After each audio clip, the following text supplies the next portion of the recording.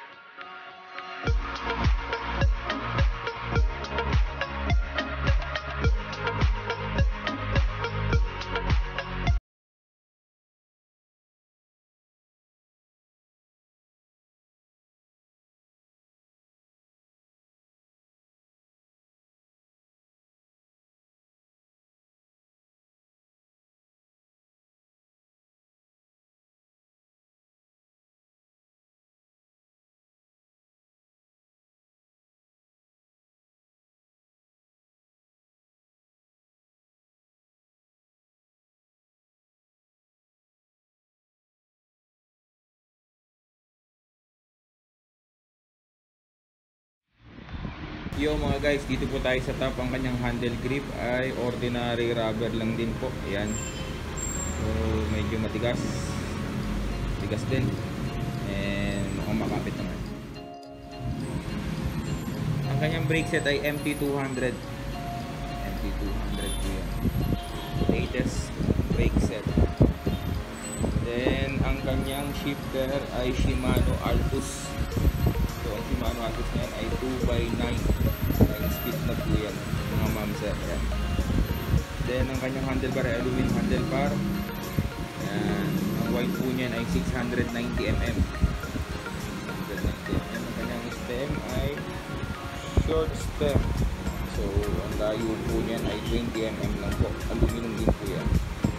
Then ang kanyang headset ay made by Paxter lang po. Tapered na po siya. Tapered na po siya. Then ang kanyang saddle ay made by Velo. Paxter lang po yan. So Velo po. Made by Velo po. Then ang kanyang seat post ay 31.6 aluminum seat post. 31.6. And then ang kanyang seat lamp by Moser. Then ang kanyang pedal ay aluminum ball bearing pedal yan. Ang kanyang pedal ay aluminum ball bearing. So dito naman tayo sa fork. Ang fork niya ay coil type lang po yan. Yan, coil type. Then may lockout na po siya. Block stanchion.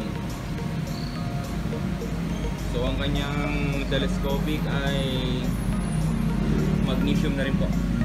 27.5 Paxter. Ang kanyang drop out. So ang drop out po ng port niya is 9mm lang po. 9mm skewer. Sa kanyang wheel set ay kanyang gulong ay Moser. Made by Kenta po yung Moser na yan. Then ang kanyang rim, yun. Ito yung rim niya. Magandang disenyo, may mga silver black. 32 holes na po siya. Ang kanyang valve ay SB valve. Sprayer valve na po. Then ang kanyang hubs ay Novatec. Seal bearing na po yan, aluminum po. Seal bearing, 32 holes and ball type po. Ayan, yung kanyang rotor, ordinary rotor. Parang Shimano siya pero hindi po talaga Shimano.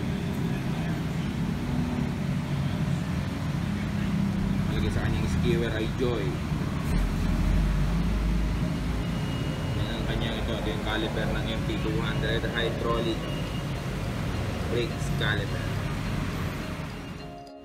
Dito naman tayo sa crankset niya or gear set. Yan, nakikita niyo po ang crankset niya ay made by Crowell. Ang modelo po niya ay Rate. Yan, 2x po yan. Yan, naka 2x po yan. Square type, seal bearing bottom bracket. Aluminum na po yung components nito.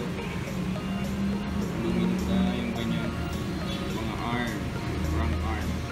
Then ang kanyang shifter.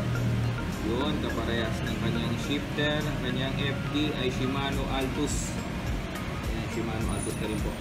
Naka low band 2x hyperdrive for 8 speed.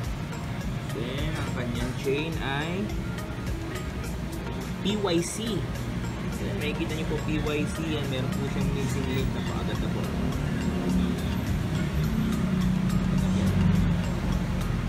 Yan ang kanyang RT ay Shimano Altus 9-speed po yan. Shimano Altus.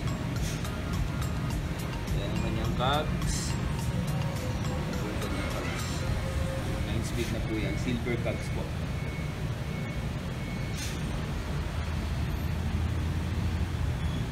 Yan, so mga guys, ito po yung Paxter Harvard. Medium size frame po yan. Naka-internal cabling. Yan. Naka-internal na po ang shifter niya. Ito kanyang modelo FT5.2. So makikita nyo po, internal cabling po yung shifter niya, pero yung blade niya ay nasa outer pa rin. Yan. Naka-outer lines pa rin. Sa labas pa.